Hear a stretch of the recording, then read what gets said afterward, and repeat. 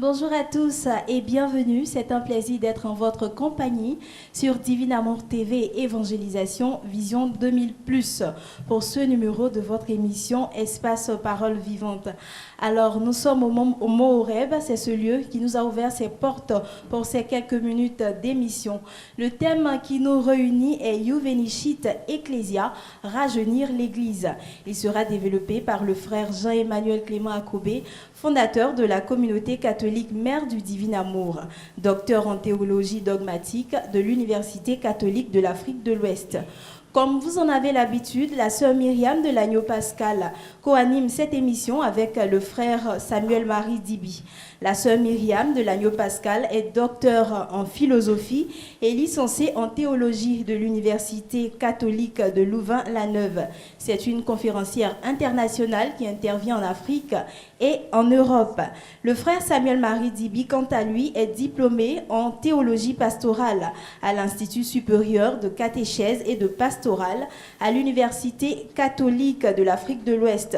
Il est porteur d'un ministère d'évangélisation au sein de la communauté catholique Mère du Divin Amour. Je laisse la parole à la sœur Myriam pour l'émission. Bonne émission à tous sur Divin Amour TV.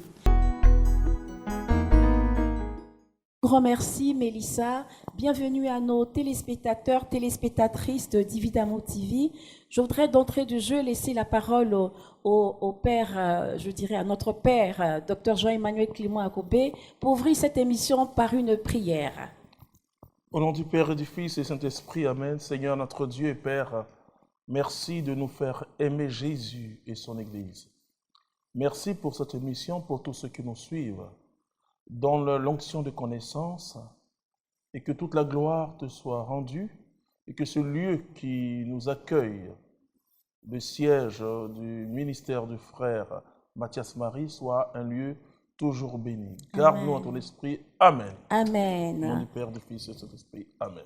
Un tout grand merci, Papa, Dr Jean-Emmanuel Clément Akobé.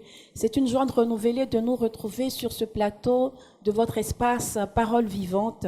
Et aujourd'hui, nous avons un très grand thème, je dirais un thème révolutionnaire entre guillemets, parce que c'est un thème qui va, pour les 50, pour la décennie qui vient, ou du moins pour le centenaire qui arrive, qui va complètement bouleverser le visage de l'Église. Il s'agit donc de Juveneshit Ecclesia, traduit du latin, qui veut dire rajeunir l'Église. Voilà, docteur Jean-Emmanuel Clément Akobé, d'entrée de jeu, ma première question, merci de vous prêter au jeu de nos questions, c'est déjà de nous situer le cadre de cette adresse que le pape adresse via la congrégation de la doctrine pour la foi. D'abord, je vous dis merci et je dis merci à mon fils Mathias Marie pour cet accueil dans ce lieu où des milliers de personnes viennent recevoir Jésus-Christ. Rajeunir l'Église, et on peut dire pourquoi on parle de rajeunir, parce que c'est l'Esprit Saint, et à tout moment, quand on dit ce que l'Esprit dit à l'Église, et l'Esprit ne peut que dire à l'Église de se rajeunir.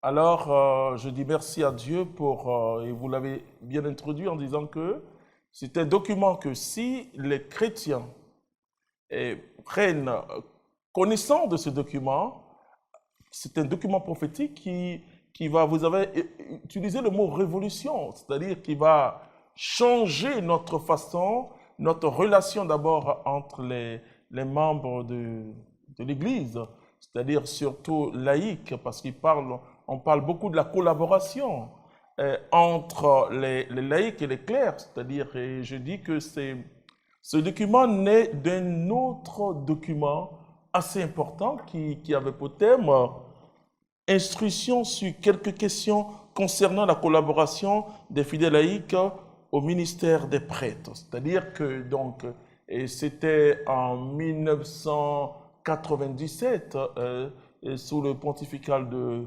Jean-Paul II. Donc, et à cette époque, le préfet de la congrégation pour la doctrine de la foi, c'était le cardinal Ratzinger, qui est devenu aujourd'hui le pape Benoît XVI. Donc c'est un document révolutionnaire, comme vous l'avez dit. Alors, docteur, quel est donc le motif de cette lettre, spécialement au sujet de la relation entre les dons charismatiques et les dons hiérarchiques? Oui, c'est-à-dire que n'oubliez jamais que l'Église a besoin de la visitation continuelle du Saint-Esprit. Et cette prise de conscience, c'était dès le début de la naissance de l'Église, par la Pentecôte. Et le pape Jean XXIII, qui est le saint pape Jean XXIII aujourd'hui, qui est le pape du Saint-Esprit, déjà en 1950, demandait à l'Église d'ouvrir les portes à l'Esprit Saint. Donc, l'important de ce bâtiment, de ce document, c'est une réaffirmation du Concile Vatican II. Une réaffirmation du Concile Vatican II sur la collaboration qui doit exister entre les ministres ordonnés et les autres fidèles de Christ qui sont des laïcs. Et donc, c'est pour amener un réveil spirituel, une prise de conscience, puisque vous voyez tout ce que l'Église, surtout en Occident, traverse. Donc, c'est dans un contexte particulier que l'Église fait sortir ce document. D'abord pour s'affirmer elle-même en tant que peuple de Dieu. Et quand l'Église s'affirme comme peuple de Dieu, cela implique qu'il y a quand même toutes les vocations et tous les appels possibles de l'Esprit Saint. Excusez-moi, docteur, quand on dit Juvenescit Ecclesia, rajeunit l'Église, est-ce que pour le commun qui entend cela, est-ce qu'on peut dire que l'Église était vieille, l'Église était dans un vieillissement? Parce que quand on regarde un tout petit peu avant les différentes, après le Concile Vatican II, ce qu'on a connu par exemple dans le cas de la francophonie en France, on a vu qu'il était interdit depuis mai 68, on a vu une remise en cause de l'Église. Est-ce que c'est une remise en cause des vieilleries de l'Église, du vieillissement de l'Église? Qu'est-ce que ce document comment ce document parle à nos contemporains? Est-ce que c'est un aggiornamento, c'est-à-dire un ajustement de l'Église par rapport aux réalités d'aujourd'hui? Oui, votre question est pertinente. C'est-à-dire, quand on parle de rajeunissement, d'abord, on met l'accent sur ce que l'Esprit dit à l'Église, comme tu l'as dit. Et puis, il faut comprendre tout ce que l'Église fait dans l'Esprit et à l'époque et au contexte. Par exemple, c'est vrai qu'avant le Concile Vatican II, il y avait une forme liturgique où le prêtre faisait dos au peuple de Dieu, où c'était des chants en latin. Et ça correspondait à cette époque d'avant, je veux dire. Mais à toute époque, dans toutes circonstances, et c'est là c'est cet exercice difficile que l'Esprit Saint soumet l'Église. Parce qu'il faut connaître les signes des temps à travers tout ce que le monde vit. Et l'Église, qui est maîtresse en discernement, sait qu'aujourd'hui, il faut un souffle encore plus grand. Puisque l'athéisme qui devient aujourd'hui, surtout en Europe, je le dis en paraphrasant, c'est la première religion. Donc, comment les chrétiens peuvent annoncer Jésus-Christ? Donc, ce document qui a pour un thème assez provocateur, rajeunir l'Église, c'est comme une personne, mais rappelez-vous de ce que Jésus a dit à Nicodème. Il faut que tu naisses de nouveau. Donc, ce mouvement est continué dans l'Église. Il faut que nous naissons de nouveau. Il faut que l'Église même naisse de nouveau, c'est-à-dire entre en elle-même pour sortir encore une parole d'espérance pour le monde. Est-ce qu'on peut dire que c'est lié à la parole de Dieu qui parle du renouvellement de l'intelligence, le renouvellement des structures de l'Église, pour ne pas que l'Église soit une vieille dame sclérosée qui n'arrive pas à répondre aux besoins de son temps? Oui, c'est-à-dire que même la réflexion théologique aujourd'hui, elle est contextuelle. Tout à fait. Et c'est-à-dire que la théologie qui, dans le temps, on parlait des lieux théologiques, la parole de Dieu, les pères de l'Église, la hiérarchie qui donne un peu le sens de la réflexion théologique.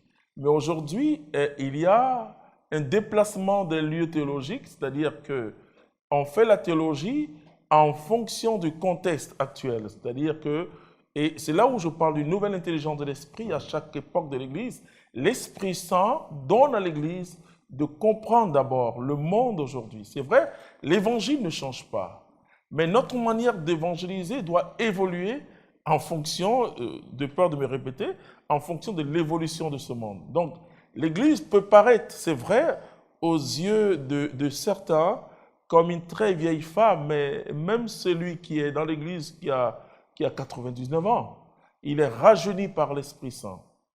C'est-à-dire qu'il devient, puisqu'il y a la nouvelle naissance. Et cette nouvelle naissance, vous voyez par exemple la conception de la conversion dans l'Église catholique, c'est un acte permanent. Ce n'est pas un acte où on est converti un point, mais c'est un acte permanent pour dire qu'à chaque moment, l'Esprit Saint nous conduit dans toute la vérité. Je voudrais encore insister, docteur Jean-Emmanuel Clément Akobé, on entend beaucoup de jeunes, que ce soit en Afrique, en Europe, qui ne trouvent pas leur place dans l'Église. Les cantiques sont des cantiques d'ailleurs de vieillots, d'après eux. Je ne suis pas forcément d'accord avec eux, mais qui trouvent ça vieillot, qui ne trouvent pas leur place, en fait, on ne les rejoint pas là où ils sont. Et je voudrais savoir, est-ce que ce document s'adresse aussi à cette jeunesse, prend en compte cette jeunesse qui n'est pas l'avenir de l'Église, mais qui est le présent de l'Église, comme l'a dit le pape François. Et comment on prend en compte? Moi, je vois par exemple en Europe, quand je sillonne l'Europe dans les missions, même ici aussi en Afrique où on est en ce moment, je me rends compte que les jeunes ne trouvent pas leur place. Ils ont besoin d'un espace, parce que les mêmes programmes qu'on donne aux adultes, on le leur donne. Alors que Dieu travaille par génération, comme vous avez l'habitude de dire. Alors, est-ce que ce document les prend en compte? D'abord, ce document est sorti il y a 4 ans. Et là, je m'adresse un peu à l'Église d'Afrique. C'est-à-dire que ce n'est pas tellement cité dans cette Église d'Afrique. Or, effectivement, ce que l'Esprit dit aujourd'hui à l'Église, c'est que, et d'ailleurs, c'était tout le travail du Concile Vatican II, voyant les mutations profondes, parce que ces mutations profondes sont culturelles, même anthropologiques, je le dirais. Alors, quel message donner aux hommes de ce monde, surtout dans Gaudium et Spes?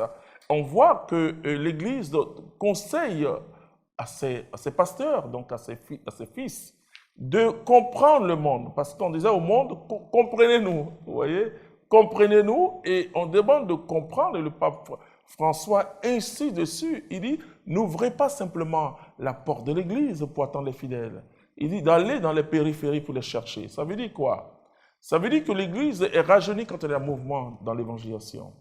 Quand l'Église commence à avoir un souci fort des âmes à sauver, et surtout en allant chercher ce que généralement on considère comme les grands pécheurs, qui sont en marge de l'Église, qui ne viennent plus à l'Église, qui sont même, parfois on parle des pédophiles, tout cela, et toutes ces personnes, les homosexuels, etc. Et c'est tous ceux-là qui ont besoin de l'Évangile. Mais pour ça, il faut un rajeunissement. C'est-à-dire que le pape, que j'aime, j'aime tous les papes, mais le pape Jean XXIII, par exemple, qui est un historien de formation, et quand il a parlé du Concile Vatican II, on lui a dit, mais l'Église a déjà sa tradition. Il dit, non, je ne touche pas la tradition apostolique, mais je touche les traditions. Et donc, ce document vient nous inviter à comprendre la jeunesse aujourd'hui, qui est une jeunesse, moi je me souviens quand on était au Vatican, qui est une jeunesse d'Internet. Et je me rappelle encore de Monseigneur Tilly, et vous étiez là, et qui nous disait qu'il ne faut pas pêcher dans l'aquarium. Et aussi, il nous disait qu'il faut que notre télévision soit, il avait utilisé un gros mot qui veut dire qu'il faut que notre télévision soit adaptée au contexte actuel du monde. D'accord. Alors, docteur, je vais continuer sur ma lancée avant de repasser la parole à mon confrère. Les deux termes abordés dans cette lettre extraordinaire, selon vous, sont-ils les fondements sur lesquels doivent s'appuyer les évêques pour rajeunir l'Église, pour une renaissance de l'Église dans nos diocèses?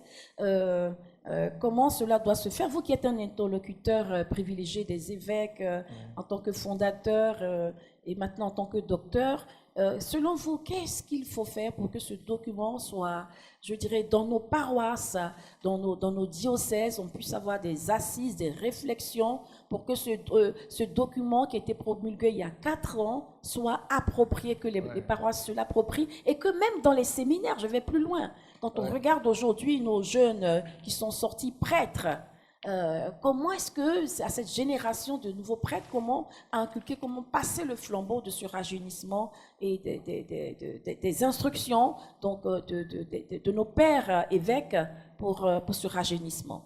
D'abord, c'est toute une théologie de la communion qui est mise là. Et quand on parle des dons hiérarchiques et des dons charismatiques, c'est même le principe, je le dirais, le principe vital de l'Église. Voilà. La co-essentialité. Et sans ce principe vital de l'Église, et les membres de l'Église, c'est-à-dire qu'il peut vivre soit une sorte de communion ou de, je le dirais, qui n'est pas vraiment la communion la chrétienne, c'est-à-dire la communion chrétienne, c'est d'abord la découverte des grâces mutuelles. C'est d'abord le fait qu'il y a une complémentarité dans les grâces et même dans les états de vie. Et donc ce document vient affirmer cette ecclésiologie du Concile Vatican II. Donc il faut que, je parle toujours du principe de l'universalité. Malheureusement, beaucoup de documents restent au niveau uniquement général ou universel. Et pas parce qu'on ne diffuse pas, mais parce qu'il faut l'application de ces documents à l'intérieur d'abord de nos diocèses, de nos séminaires diocésains, de nos paroisses et de nos communautés religieuses. Ce sont des documents essentiels pour l'avenir de l'Église. Ce sont des documents essentiels qui montrent la beauté de cette Église que j'aime. Je dis professeur, docteur, Ouais. docteur, en tant que concrètement, quand vous parlez de co-essentialité entre don hiérarchique et don charismatique, vous voulez dire quoi? Que le clerc, le prêtre, le ministre ordonné et le laïc lambda, le consacré dans le mariage, le consacré pour le célibat du royaume, vous parlez des fonctions ou de la nature? Est-ce que vous pouvez préciser? Voilà, ok, d'accord. Je parle surtout de la nature, pas de la fonction. Très bien. Voilà, parce que les fonctions, c'est-à-dire que par délégation, peuvent s'assumer par les uns les autres, ça dépend. Il y a des lieux où il n'y a pas de prêtres, où ce sont les catéchistes qui dirigent. Donc, et c'est la transmission apostolique toujours, c'est un truc assez complexe. Mais quand je parle de ça, je montre les dons hiérarchiques comme des dons de service. Alors, précisez-nous s'il vous plaît, oui. les dons hiérarchiques, qu'est-ce que c'est? Voilà. C'est-à-dire que le Seigneur, le même Seigneur, parce que j'entends parfois, même parfois, bon, ça c'est d'une manière maladroite, c'est un père qui dit mes fidèles, vous voyez. Il n'y a que les fidèles de Jésus, c'est-à-dire fait paître mes brebis, vous voyez. Dans les fidèles de Jésus, certains sont appelés à des services, je le dirais, des services hiérarchiques, c'est-à-dire que parce que quand on parle de gouvernement, c'est toujours dans le sens du service. Quand on parle de la hiérarchie, c'est-à-dire que des frères qui sont choisis par le Saint-Esprit et la communauté chrétienne, c'est pourquoi on consulte le peuple de Dieu avant une ordination, pour être à notre service. Comme le dit le pape, il est serviteur de service. Donc les dons hiérarchiques sont les dons de service dans le sens de la construction du corps. Et les dons charismatiques sont les dons d'édification, c'est-à-dire que ces dons-là peuvent être donnés à un clerc comme à un laïc pour la croissance de l'Église. Et donc l'autre, c'est le don de Pierre, c'est-à-dire de berger, et qui doit faire perdre les brebis du Seigneur. Donc il ne peut pas avoir de division, ni d'opposition, ni de concurrence. Non, c'est pourquoi, laissez-moi vous dire, tout dépend de quelle école théologique, pardon. Et parce que je vois des laïcs qui je ne dis pas qu'ils sont des anticléricaux, mais je vois aussi des prêtres, je ne dis pas qu'ils sont contre vraiment le ministère des laïcs qui prêchent. Pourquoi? Mais enfin, nous les dogmaticiens, on ne doit même pas dire à un baptisé d'aller évangéliser. Dans le sacrement du baptême, il y a déjà cette grâce d'évangélisation, de témoignage de Jésus-Christ. Donc, tout baptisé doit annoncer Jésus-Christ. Est-ce que vous pouvez lancer un appel particulier, professeur Dr Jean-Emmanuel Clément Akobé? Oui, moi je suis une personne amoureuse de l'Église. Ça c'est la première des choses. Et donc je suis amoureux de cette Église qu'on appelle l'Église catholique, même si je m'ouvre à d'autres dénominations. Et je me dis toujours que le conflit vient du fait que il y a une méconnaissance même de l'Église et de son essence. Pourquoi elle existe? Elle existe pour évangéliser, pour faire connaître le royaume de Dieu. Et si on est d'accord d'abord sur ce premier principe, c'est déjà un. Deuxièmement, nous formons une famille. L'Église d'Afrique parle d'église famille parfois. Ça veut dire dans une famille, chacun son rôle. Le père n'est pas la mère n'est pas le père. Et aujourd'hui, nous sommes dans une société où il peut y avoir des confusions entre pères, entre garçons et femmes. Bon, il y a des confusions, ça c'est... Mais dans l'Église, c'est-à-dire qu'il n'y a pas de confusion. Un clerc a sa mission. Un laïc, parce que le mot laïc vient du mot laos, qui veut dire chrétien dans le monde à travers les affaires du monde. Donc c'est ce qu'on appelle l'ordre temporel. Il doit sanctifier cet ordre temporel. Voilà. Et le prêtre, lui, vraiment, il est purement et généralement dans l'ordre spirituel. Donc le laïc, lui, doit aller sanctifier, comme je dis, aller par tout le monde annoncer la bonne nouvelle. Donc le laïc, dans les institutions, dans les services, a pour rôle non seulement parce qu'il est seul d'abord, comme le prêtre, comme tout le monde, mais de rendre vivable son lieu de vie par le Christ. D'emmener le royaume de Dieu au milieu des affaires du monde. Et ça, c'est ça. Voilà qui est clair, amis téléspectateurs, auditeurs auditrices, je dirais téléspectateurs et téléspectatrices de Divine Amour TV. Je voudrais laisser la parole à mon collègue.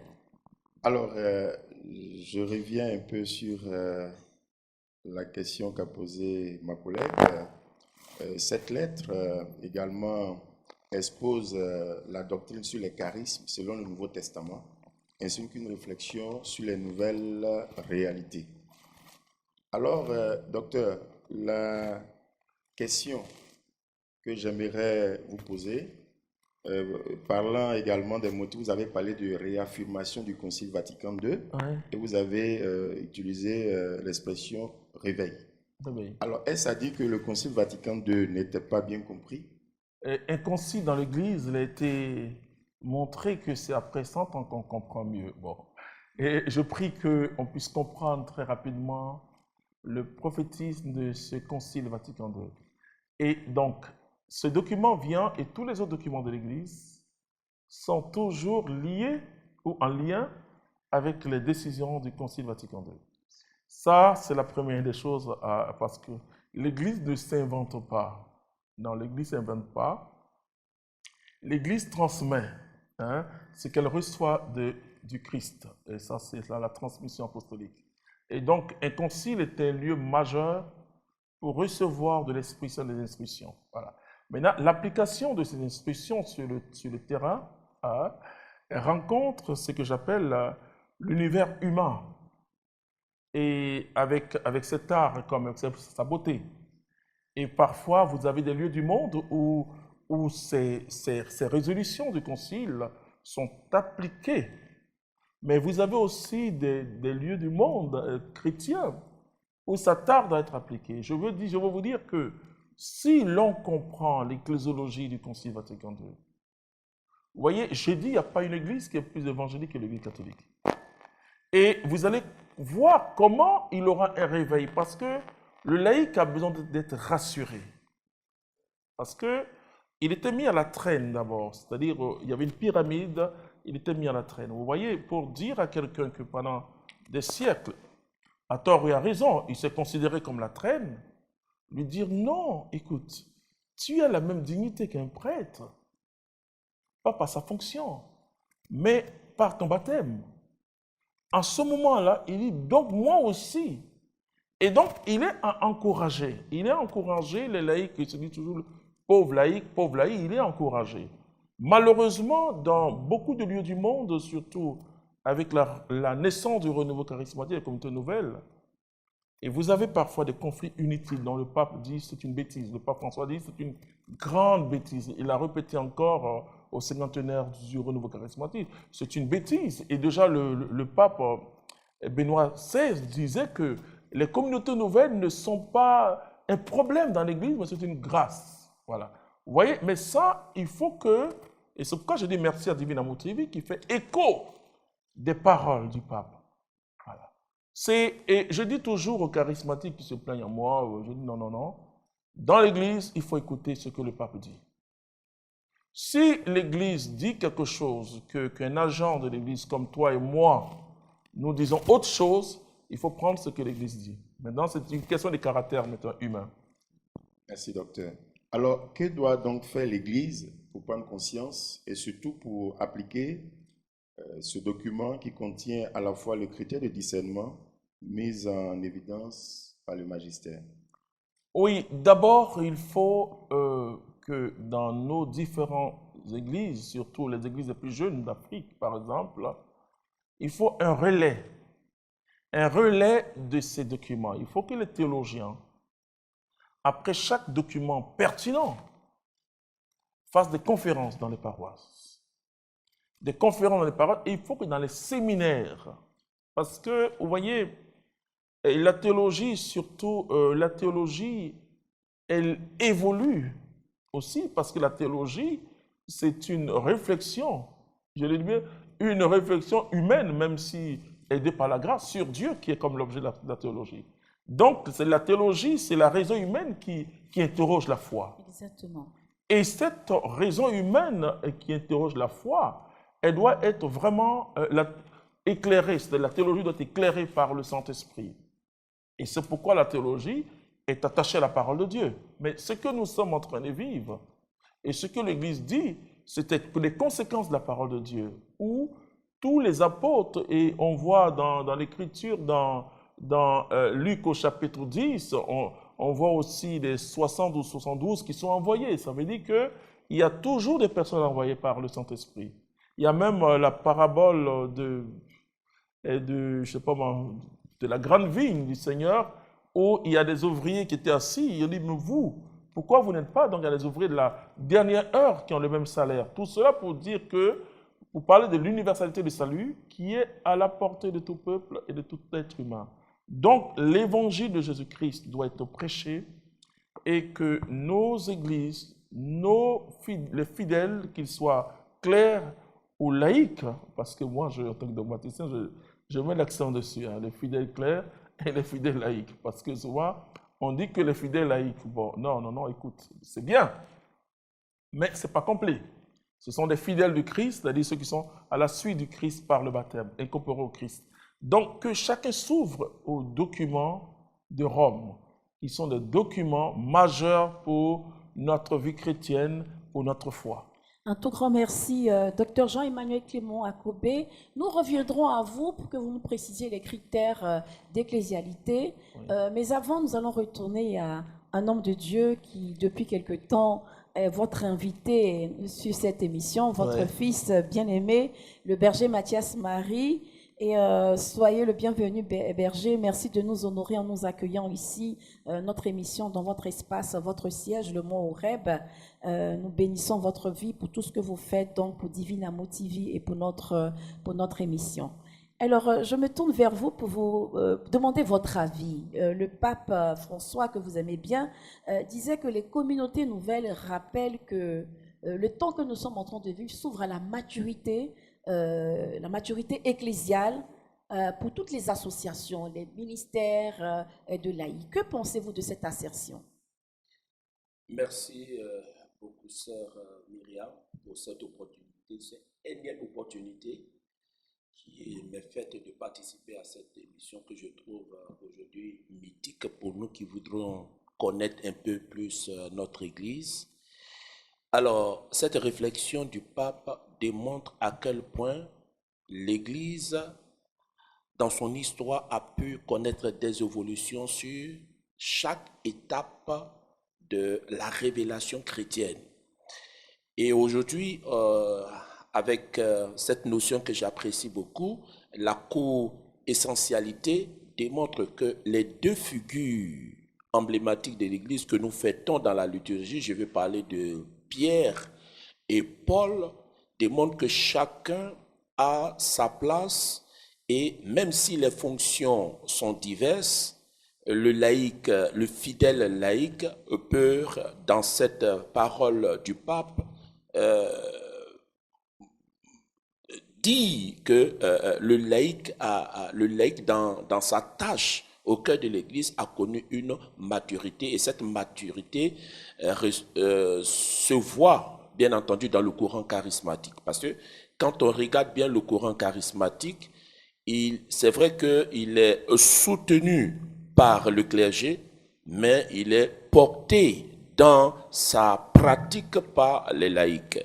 Donc je suis plus que merveilleux que ce soit le premier des chrétiens catholiques qui le dit, et c'est pour lui une manière aussi d'apporter un encouragement à la place des laïcs ou à la mission des laïcs au cœur de l'Église. Parlons de maturité. Est-ce que vous voulez dire que la maturité est dans les deux sens, maturité de la part des clercs qui accueillent le renouveau charismatique, le courant charismatique, comme l'ont dit différents papes, comme une chance pour l'Église, et maturité des laïcs qui accueillent l'autorité du clerc comme une chance pour l'exercice et l'éclosion et la manifestation en Église, en session ecclésiale de leur ministère. Oui, la maturité à ces deux niveaux. Parce que si les clercs avaient une appréhension concernant l'exercice des charismes des laïcs au cœur de l'Église, pas une appréhension négative, parce que c'est quand même, ce sont la vie des âmes dont il est question. Et donc, eux, ils ont reçu de la part de l'Église mandat pour apporter l'encadrement, nourrir la foi, mais également aussi administrer les sacrements pour la croissance, sanctifier l'Église, et surtout que le pouvoir de gouvernement, le pouvoir de sanctifier, le pouvoir d'enseignement est rattaché au ministère sacerdotal. Et voilà que dans cette fonction, cette fonction s'invitent aujourd'hui les laïcs qui prêchent. Et est-ce qu'ils seront à la hauteur de cette mission? Alors, aujourd'hui, on se rend compte que de plus en plus, il y a une évolution dans cette acceptation. Pour preuve, des paroisses nous sont ouvertes pour l'exercice des charismes, même s'il y a une co-essentialité, il n'en demeure pas moins que l'exercice du charisme est toujours sur la supervision, sur la bienveillance et sur l'encadrement de la hiérarchie. Et cela est d'autant plus important pour que cela permet en même temps le laïc qui exerce son charisme de l'exercer dans une approche ecclésiale, mais également avec la bénédiction des pères, et cela aussi conduit à une certaine... Ça rassure le peuple de Dieu, mais également le laïc lui-même qui exerce le charisme parce qu'il sait qu'il sera encadré, orienté et guidé à exercer le charisme dans une bonne direction. Oui, vous venez de parler donc en quelque sorte de votre témoignage. Vous êtes après la génération des pères, donc de notre père, vous êtes l'un des fers de lance de l'évangélisation en Côte d'Ivoire et dans le monde, en Europe, aux États-Unis, un peu partout. Je pense que c'est en Asie seulement que vous n'êtes pas encore allé pour le moment, mais ça viendra certainement en Corée du Nord et du Sud, je l'espère. Pour l'instant, en Corée du Sud. Pour l'instant, en Corée du Sud. Et je voudrais revenir un peu sur votre témoignage. Vous voyez, vous êtes une figure emblématique des fils de la seconde génération, ou du moins des personnes de la seconde génération après les pères, dans l'évangélisation au niveau de la Côte d'Ivoire et au niveau de la francophonie. Et je voudrais savoir votre expérience. Comment avez-vous, aujourd'hui, votre ministère est assis, vous êtes reconnu par le fondateur, la communauté, l'archevêque et tout, dans les paroisses. Comment est-ce que vous avez su concilier, je suppose que vous avez eu quelques difficultés au départ, mais comment avez-vous pu concilier cette démarche de respect, d'honorer les prêtres? Quand on dit les clercs, pour nos téléspectateurs, ça veut dire les prêtres, le ministère sacerdotal, clérical. Comment avez-vous pu concilier dans votre marche pour les jeunes serviteurs qui nous regardent et qui peut-être rencontrent des oppositions sur le terrain pastoral? Comment avez-vous pu concilier votre soumission, votre adhésion, votre respect des autorités ecclésiastiques et votre charisme, votre ministère reconnu au sein de votre communauté? Alors, tout dépend de l'école à laquelle on appartient. J'ai été toujours émerveillé lorsque notre père fondateur, mon mentor et mon père spirituel aimait rappeler cette phrase, et il la disait autrement. Il dit qu'il préfère qu'on dise que l'Église est une chance pour le renouveau. Pas le renouveau, il y a une chance pour l'Église. Et pour nous, les prêtres sont pour nous une chance parce que le clerc est pour nous le signe de la présence du Christ au milieu de ce monde. Et il nous donne de percevoir au travers de la vie d'un prêtre ce que devrait être la présence de Jésus avec nous. Et cette présence-là nous rassure comme cette présence a rassuré les disciples. D'ailleurs, dans votre ministère, je crois qu'il y a des prêtres. Il y a même un prêtre français qui est docteur en théologie. Oui, Vous avez un fils, oui. Nous sommes partis Jean-Claude Varin. voilà, donc bon, nous sommes partis de ce principe simple. Comment notre père fondateur, en tant que laïc, a pu amener la communauté par la grâce de Dieu jusqu'à la reconnaissance? Comment l'Église a pu accueillir un laïc qui c'est la toute première que d'une communauté où il y a à la fois des prêtres, des religieuses et des mariés, que cette communauté soit portée par un laïc. Comment son insertion ecclésiale a-t-il pu se faire? Et le suivant, je dis très souvent à mes frères et mes sœurs, lorsque on est sous la direction, quand on a un père spirituel, ce n'est pas toujours ce qu'il dit qui doit nous inspirer, mais c'est comment il se comporte. J'ai toujours vu en cet homme quelqu'un qui est obéissant à l'Église. J'ai vu que c'est quelqu'un qui aime l'Église. Et son obéissance n'est pas une obéissance pour obtenir quelque chose de la part de l'Église, mais c'est une obéissance amoureuse. Il a toujours été quelqu'un qui aime l'Église. Et la petite anecdote, et il a une fois relaté cela, quand nous étions aux États-Unis, il a dit ceci, mes enfants, vous pouvez, si vous voulez partir, partez, mais moi, il y a une seule personne qui m'inspire, c'est le pape. Et c'est m'est resté parce que ça m'a donné de découvrir la beauté de l'Église. Et donc, c'est ce que j'essaie en tant que fils de traduire dans mes rapports avec les prêtres. Et c'est ce qui fait aussi que certains prêtres ont de l'admiration pour ma personne parce que j'ai eu un modèle qui m'inspire et j'essaie de traduire ça. Et ça fait de cela plus de 20 ans que nous sommes sur une même paroisse, c'est Albert le Grand. Et tous les curés qui sont passés et les prêtres nous ont renouvelé leur amour, leur confiance. Et pour moi, tout dépend de l'école à laquelle on appartient. Merci pour ce beau témoignage.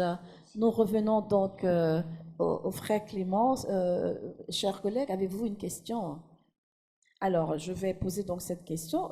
Docteur Jean-Emmanuel Clément Akobé, quelle est votre expérience de ces nombreuses associations ecclésiales qui sont nées avant et après le Concile Vatican II?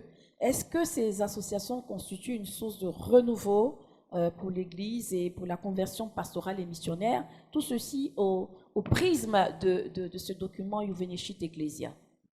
Oui, je dis merci au Seigneur parce qu'il y avait le droit canonique de 1917 et celui que nous avons, c'est le droit canonique de 1983.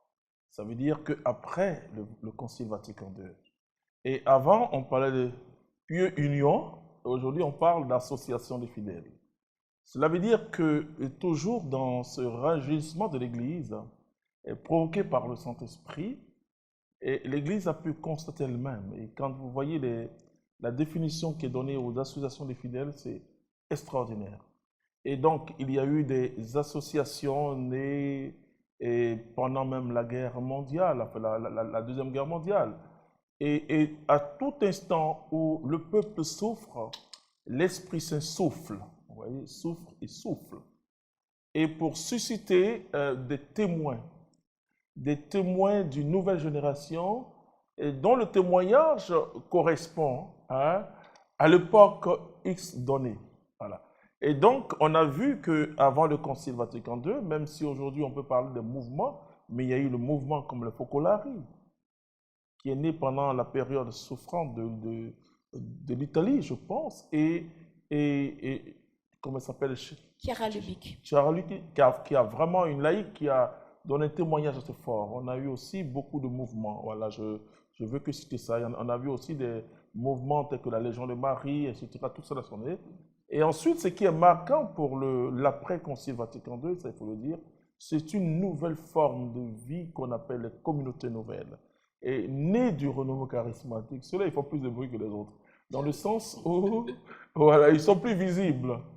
Ils sont visibles par toutes sortes de choses, hein, parfois par la tenue, parce qu'il y a des couleurs qui sortent. Et on a vu vraiment des laïcs très impliqués dans la société et en même temps très impliqués dans l'Église. C'est-à-dire qui jouent leur rôle en tant que témoins de Jésus à l'intérieur du monde et aussi à l'intérieur de l'Église.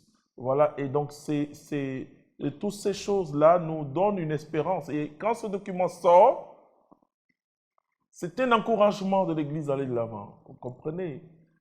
L'Église ne voit jamais des choses en termes de conflit.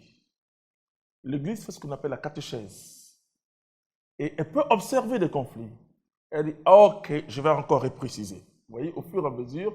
Et ça, c'est un document de précision pour qu'il y ait une saine collaboration entre clerc et laïc. Et comme l'a dit le frère Mathias Marie, c'est exactement ça. C'est-à-dire que le laïc a toujours besoin du clerc, puisque pour recevoir le sacrement. Mais le clerc aussi a besoin de laïc, puisque c'est un pilier de l'Église. C'est comme les deux. Vous voyez, la dimension charismatique et la dimension institutionnelle avancent ensemble. On peut dire qu'on n'est pas prête pour soi-même. On est prête pour un peuple, pour les laïcs. Alors, docteur, un tout grand merci. Nous arrivons au terme de notre émission. Je voudrais simplement faire un tour de table pour que, en quelques points, vous puissiez donner les éléments. Nous allons avoir une suite à cette émission. Hein. Oui, Nous sommes simplement au préliminaire de ce document, Juvenescit Ecclesia. Je voudrais simplement faire un tour de table, donner la parole à notre frère Berger Mathias Marie, de nous dire un mot. Qu'est-ce que vous voulez que les téléspectateurs, téléspectatrices de Divin Amour retiennent de ce document révolutionnaire? Je retiens avec ce que vient de dire le docteur, l'encouragement de l'Église d'avancer dans cette collaboration entre les clercs et les laïcs. Que nous, les laïcs, au cœur de l'Église, nous n'ayons pas peur de l'institution et que l'institution aussi soit rassurée parce que l'Église est notre mère et nous sommes heureux de découvrir dans la personne de l'institution la beauté de l'Église. Et c'est ces deux réalités qui peuvent donner à cette Église d'accomplir sa mission prophétique, c'est porter la bonne nouvelle au-delà des nations. Amen. Voilà. Merci Berger. Mon collègue, le berger Samuel Marie, vous êtes porteur d'un ministère personnel, vous avez une insertion ecclésiale. Qu'est-ce que vous pouvez nous en dire? Quels mots pouvez-vous nous donner pour clôturer cette émission? Je dis merci à la révérende sœur.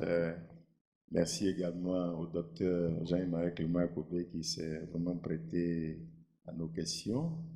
Également, merci au berger Mathias Marie pour son témoignage de vie et surtout son insertion ecclésiale.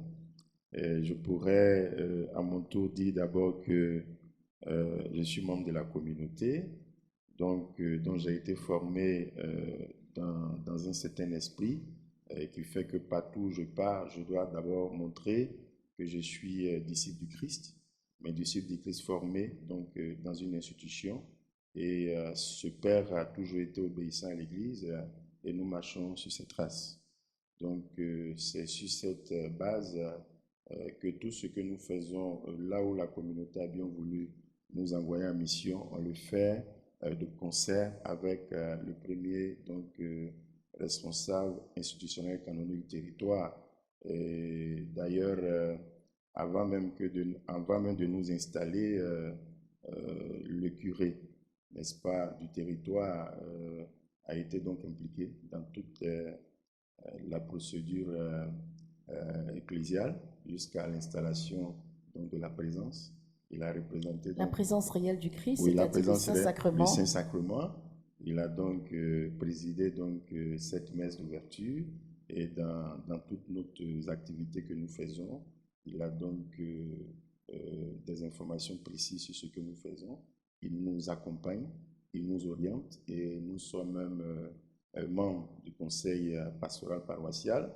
Nous siégeons au doyenné de notre secteur. Bravo. Et nous avons même été inscrits pour aider, n'est-ce pas, la mère par le ministère des ministres de l'Eucharistie. Voilà, des ministres extraordinaires de l'Eucharistie. Donc bientôt, nous serons officiellement donc institués donc pour aider. Donc voici un peu comment nous appliquons de façon donc concrète les recommandations de notre Église par le Saint-Esprit. Bravo, voilà un très très beau témoignage. Je me tourne enfin vers vous, Dr Jean-Emmanuel Clément Akoubé, pour apporter votre mot de conclusion. Si vous avez un appel à adresser aux clergés, aux séminaristes, aux religieuses dans les couvents, aux laïcs, qu'est-ce que vous pouvez nous dire à l'entame de cette première mouture de ce parcours que nous allons faire sur Rajeunir l'Église? C'est que l'Église, elle est belle. Elle est très belle dans sa diversité. Et c'est vraiment intéressant d'avoir des prêtres. C'est aussi intéressant d'avoir des laïcs mariés parfois, insérés dans la société, ou bien totalement Jésus-Christ, mais des témoins de la beauté de Jésus et de son Église. Et moi, je recommande ce document. Je recommande ce document. Nous aurons encore d'autres missions. Nous allons obtenir même l'autorisation d'imprimer, parce qu'il faut que les gens découvrent. Parce que quand on ne découvre pas l'Église, la Bible dit, vous connaîtrez la vérité vous rendra libre.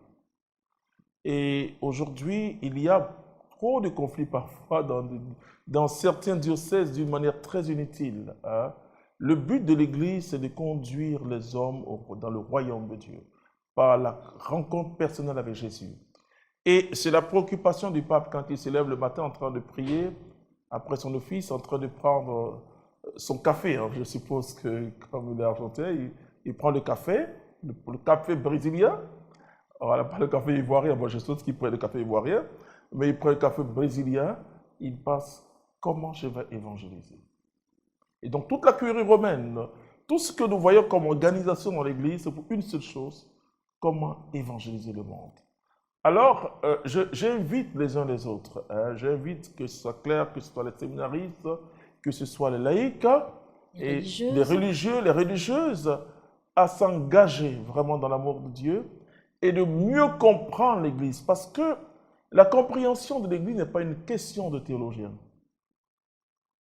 C'est une question de véritable rencontre de l'Église. Je parle de rencontre personnelle de l'Église, parce que je parle de rencontre de Jésus, mais je parle de connaître, pénétrer cette dimension, parce qu'il y a une dimension très historique de l'Église, mais une dimension eschatologique de l'Église, c'est-à-dire comprendre ces choses. On n'a pas besoin, c'est vrai que j'emploie le mot eschatologie, mais on n'a pas besoin d'être forcément théologien pour comprendre que Dieu nous donne une famille nouvelle.